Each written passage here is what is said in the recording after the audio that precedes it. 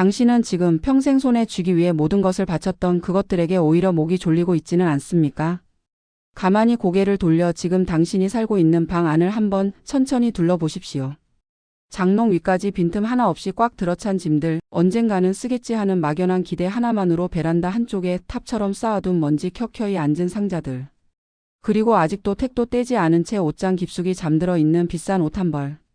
그것들을 하나하나 눈으로 훑다 보면 문득 이상한 감각이 올라옵니다. 뿌듯함이 아니라 왠지 모를 묵직한 답답함. 설명하기 어렵지만 분명히 존재하는 그 숨막히는 감각 말입니다. 한 번 더 솔직하게 들여다 보십시오. 벽장 안쪽 깊숙한 곳, 언젠가 다시 쓸 날이 올 것이라는 희망으로 보관해 둔 낡은 전자제품은 없습니까? 고장난 채로 참아 버리지 못해 구석에 밀어놓은 것들, 선물로 받았지만 취향이 맞지 않아 한 번도 쓰지 않은 채 먼지만 쌓여가는 그릇 세트, 자식들이 쓰다 두고 간 짐들까지. 방은 좁아지고 마음도 좁아지고 어느새 집이 아니라 창고가 되어버린 느낌이 들 때 그 답답함의 정체가 과연 무엇인지 우리는 제대로 마주해 본 적이 있습니까? 젊은 시절 우리는 단칸방에서 시작했습니다. 밥상 하나, 이불 한 채, 작은 냄비 하나로 살림을 차렸던 그 시절.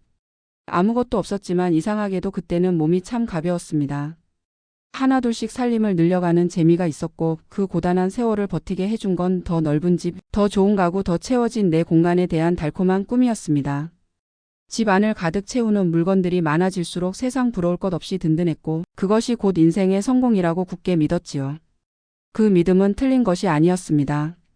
그 시절엔 그것이 진짜 희망이었고 진짜 삶의 이유였습니다.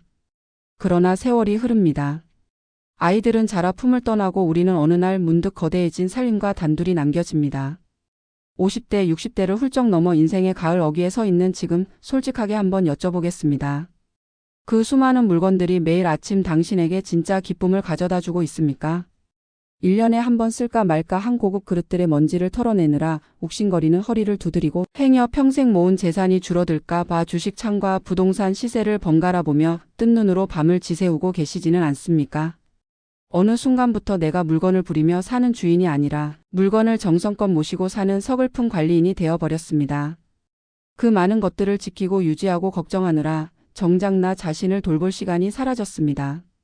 젊을 때는 가진 것이 없어서 고달팠다면 이제는 가진 것이 너무 많아서 지쳐가고 있습니다. 행복을 위해 평생 모아온 전리품들이 오히려 내 목을 조여오는 이 기묘한 역설, 이 안타까운 짐의 정체를 오늘 밤 조용히 함께 마주해 보려 합니다. 끝까지 함께 들어주십시오. 오늘 이야기 어쩌면 당신이 가장 필요한 순간에 듣게 된 이야기일지도 모릅니다. 당신은 정말로 평생을 바쳐 모은 그 재산과 물건들의 당당한 주인이라고 자신 있게 말씀하실 수 있습니까?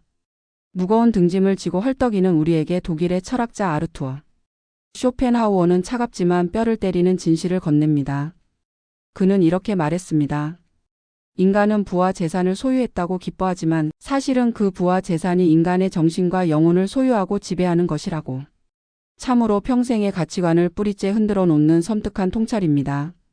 우리가 원하는 것을 손에 쥐는 그 순간 사실은 그것이 우리를 손에 쥐기 시작한다는 것을 쇼펜하우어는 이미 알고 있었습니다. 생각해 보십시오. 비싼 돈을 치르고 흠집 하나 없는 고급 외제차를 샀을 때를 차 키를 손에 쥐는 그 순간만큼은 세상을 다 가진 듯 가슴이 벅차 오릅니다. 쇼룸에서 나와 햇살 아래 번쩍이는 차체를 바라볼 때의 그 짜릿함.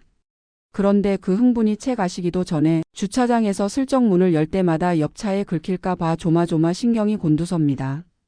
비가 오면 차가 더러워질까 걱정이 되고 맑은 날에는 햇살에 차색이 바를까 마음이 쓰입니다. 매달 빠져나가는 할부금과 보험료를 감당하기 위해 내 시간과 자유를 그 차에게 고스란히 바쳐야 합니다. 차를 산 것인지 차에게 팔린 것인지 알 수 없는 지경이 되는 것이지요. 집도 마찬가지입니다. 평수를 넓혀 이사를 가면 더 행복해질 줄 알았는데 넓어진 집만큼 재산세도 늘고 관리비도 늘고 청소할 면적도 늘어납니다. 넓은 집을 유지하고 세금을 감당하느라 정작 밥 한 끼, 여유 있게 먹을 시간도 가고 싶던 여행 한 번 제대로 다닐 돈도 사라져버립니다. 더 넓은 집에 살기 위해 더 많은 시간을 일터에서 보내야 하고 그러다 보면 정작 그 집에서 편안하게 쉬는 시간은 줄어들고 맙니다. 집을 위해 살고 있는 것인지 집에서 살고 있는 것인지 헷갈리는 순간이 찾아옵니다. 명품 시계도 다르지 않습니다. 수백만 원짜리 시계를 손목에 차는 순간부터 그것을 긁히지 않게 보관해야 한다는 걱정이 시작됩니다. 해외여행을 갈 때는 도난이 걱정되고 지인들 앞에서는 그것이 자랑이 아니라 은근한 부담으로 느껴지기도 합니다. 우리가 사는 것들은 모두 어느 순간부터 우리를 관리합니다. 우리가 그것들을 소유하는 것이 아니라 그것들이 우리의 시간과 에너지와 걱정을 소유합니다.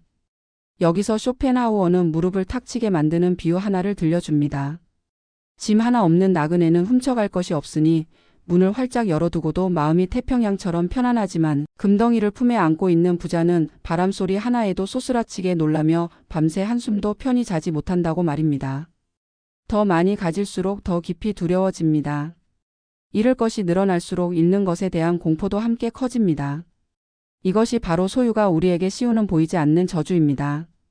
그리고 지금 이 순간에도 우리 중 많은 분들이 그 저주 속에서 밤을 보내고 있을지 모릅니다. 지금 당신의 옷장 안에 몇 년째 단 한 번도 입지 않은 채 고이 잠들어 있는 비싼 옷이 있지 않습니까? 솔직히 말씀해 보십시오. 그 옷 진정 당신의 행복을 위해 산 겁니까? 아니면 누군가의 눈에 잘 보이기 위해 혹은 그냥 지지 않기 위해 샀던 겁니까? 쇼펜하우어는 우리가 물건을 놓지 못하는 근본적인 이유를 두 가지에서 찾았습니다. 하나는 텅 빈 내면의 결핍이고 또 하나는 타인의 시선을 의식하는 허영심입니다. 우리가 기를 쓰고 사들이는 물건의 상당 부분은 내가 진정으로 원해서가 아니라 남들에게 내가 이만큼 잘 살고 있다는 것을 증명하기 위한 가짜 욕망의 껍데기라는 것입니다. 이 말이 불편하게 느껴지신다면 어쩌면 그것이 당신에게도 해당되기 때문일 수 있습니다. 우리가 처음 물건을 살 때를 생각해 보십시오. 백화점 쇼윈도 앞에서 멈춰 설 때 그 순간 우리 머릿속에서 일어나는 것이 있습니다. 이걸 사면 어떤 사람처럼 보일까? 이걸 들고 나갔을 때 사람들이 어떻게 볼까라는 생각. 그것은 내가 원하는 것이 아니라 남들이 나를 어떻게 봐주길 바라는 욕망입니다. 그 욕망을 채우기 위해 우리는 지갑을 엽니다. 물건을 사는 것이 아니라 타인의 시선을 사는 것입니다. 그런데 안타깝게도 그 시선은 살 수 있는 것이 아닙니다. 지금 당장 거실을 정직한 눈으로 들여다 보십시오. 손님이 왔을 때 기죽지 않으려고 무리해서 들여놓은 크고 화려한 가구, 명품이라는 이름표 하나만으로 거금을 치른 가방이나 시계가 자리를 차지하고 있지 않습니까? 그런데 정작 당신이 집에서 가장 편안하게 입는 옷은 무엇입니까? 목이 살짝 늘어난 낡은 면 티셔츠와 고무줄 바지 한 벌 아닙니까?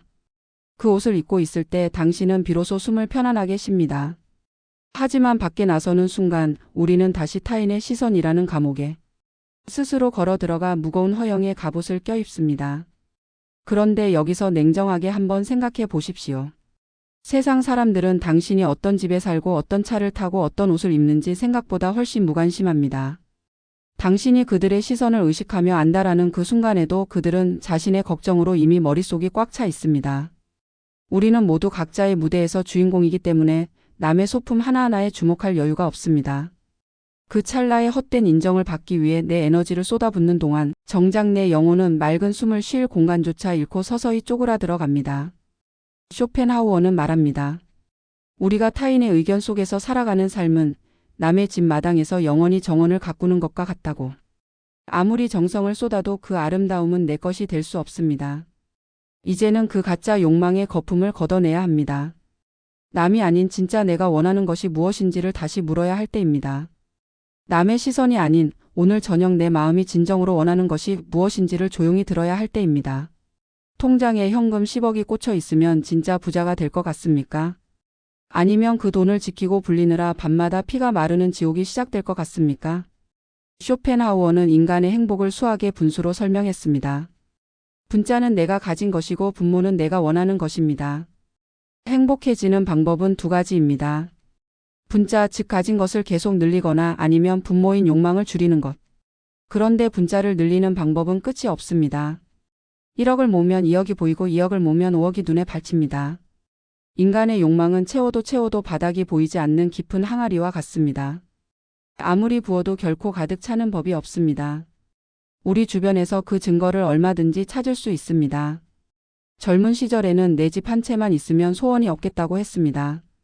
그런데 막상 집을 사고 나니 이제는 더 좋은 학군의 아파트가 눈에 들어옵니다. 그것을 마련하고 나면 이번에는 은퇴 후 살 전원주택이 꿈이 됩니다. 자동차도 그렇습니다. 처음엔 경차로 시작했지만 중형차가 생기면 외제차가 보이고 외제차를 사고 나면 더 고급 브랜드가 눈에 들어옵니다. 욕망의 지평선은 우리가 다가갈수록 더 멀리 물러납니다.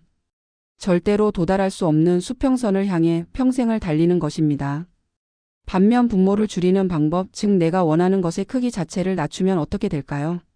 지금 내게 진정으로 필요한 것이 비싼 외제차나 넓은 아파트가 아니라 맑은 공기를 마시며 걸을 운동화 한 켤레와 두 다리 뻗고 잘 수 있는 작은 방 한 칸이면 충분하다고 마음을 먹는 순간 당신은 이미 아무것도 부러울 것이 없는 사람이 됩니다. 그 결심 하나로 당신은 어느 재벌보다 풍요로운 사람이 되는 것입니다. 인간의 탐욕은 바닷물과 같습니다. 마실수록 갈증이 더 심해집니다. 더 가지려 할수록 더 가난해지는 역설. 이것이 욕망의 본질입니다. 반대로 내가 원하는 것이 줄어들수록 세상은 점점 풍요로워집니다. 아침에 마시는 따뜻한 커피 한 잔이 감사해지고 창문으로 들어오는 햇살 한 줄기가 눈부시게 아름다워집니다. 이웃의 작은 친절 하나에 마음이 따뜻해지고 오랜 친구와 나누는 전화 한 통이 세상 어떤 사치보다 값지게 느껴집니다. 이것이 바로 쇼펜하우어가 말한 진정한 부유함의 실체입니다. 많이 가진 사람이 부자가 아닙니다. 더 이상 간절히 바라는 것이 없는 사람, 지금 이 자리에서 충분히 만족할 수 있는 사람이 진짜 부자입니다.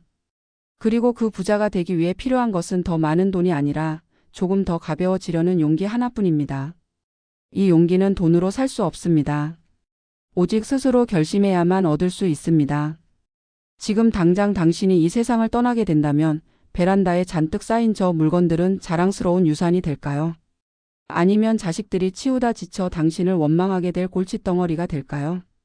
우리가 달려온 인생의 전반전이 무엇이든 악착같이 소유하기 위한 덧셈의 시간이었다면 황혼을 향해 걸어가는 인생의 후반전은 불필요한 것들을 과감히 덜어내는 뺄셈의 시간이 되어야 마땅합니다.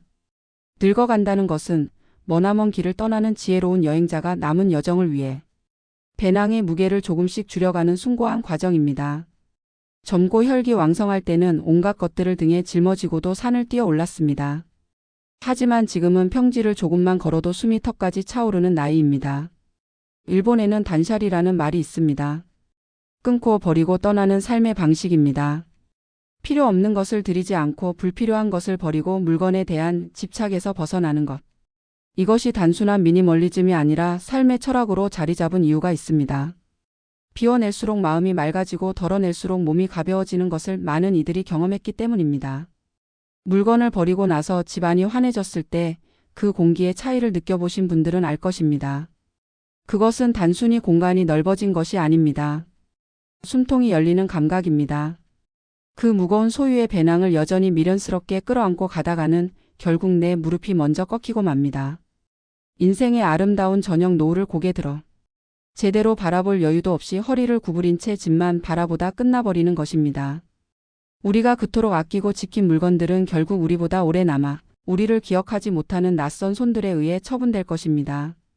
그렇다면 지금 이 순간 우리가 그것을 먼저 내려놓는 것이 현명한 일이 아닐까요? 오늘 당장 시작하십시오. 10년째 쓰지 않으면서 아까운 마음에 껴안고 있던 낡은 물건들을 꺼내십시오. 자식에게 무언가를 물려주어야 한다는 묵직한 강박도 내려놓으십시오. 물건을 내다 버리는 것은 단순한 청소가 아닙니다. 그것은 과거의 미련과 노후에 대한 막연한 불안을 함께 내보내는 마음의 정화의식입니다. 손에서 무언가를 놓아준다는 것은 손해보는 일이 아닙니다. 꽉 막혀 숨이 차던 내 삶에 비로소 맑은 공기가 들어올 수 있는 빈자리를 마련하는 일입니다. 비워낸 공간에는 반드시 더 소중한 것이 들어옵니다. 가족과 나누는 조용한 저녁, 한때 오랫동안 미뤄왔던 산책. 한번 창가에 앉아 아무 생각 없이 하늘을 바라보는 여백. 그 여백이 바로 인생 후반전의 진짜 선물입니다. 넣는 것이 아니라 비우는 것으로, 쌓는 것이 아니라 내려놓는 것으로 우리는 비로소 진짜 풍요로운 사람이 됩니다. 오늘 밤 당신의 두 어깨를 짓누르고 있던 그 무거운 소유의 배낭을 바닥에 툭 내려놓고 세상에서 가장 홀가분한 맨몸으로 깊은 잠에 드시지 않겠습니까? 오늘 하루도 참으로 수고 많으셨습니다. 그 많은 것들을 지키고 관리하고 걱정하느라 얼마나 고단하셨습니까?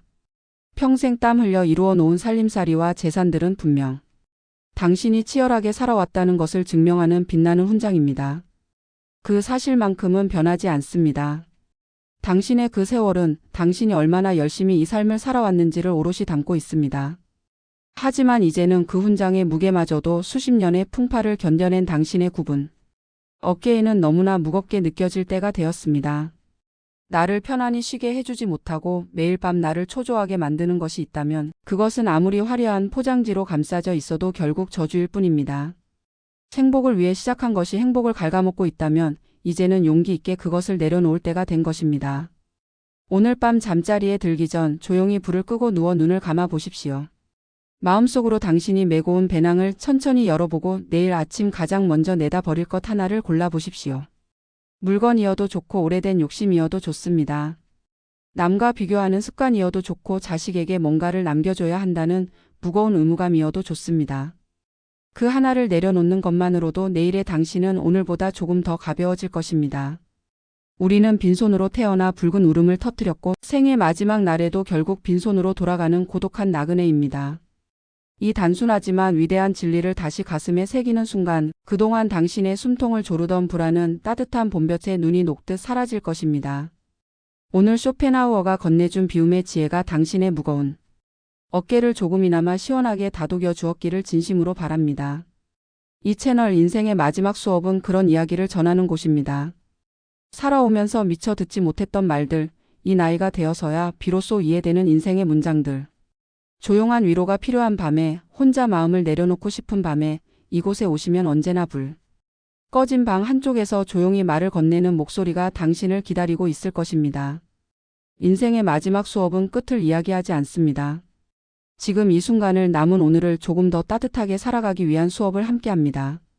아직 구독하지 않으셨다면 오늘 밤 이 영상을 보고 마음이 조금이라도 가벼워지셨다면 그것이 바로 이 채널이 당신 곁에 있어야 할 이유입니다. 오늘 밤은 꽉 쥐고 있던 두 손의 힘을 스르르 풀고 가장 텅 비어 있어 가장 완전한 마음으로 편안히 주무십시오.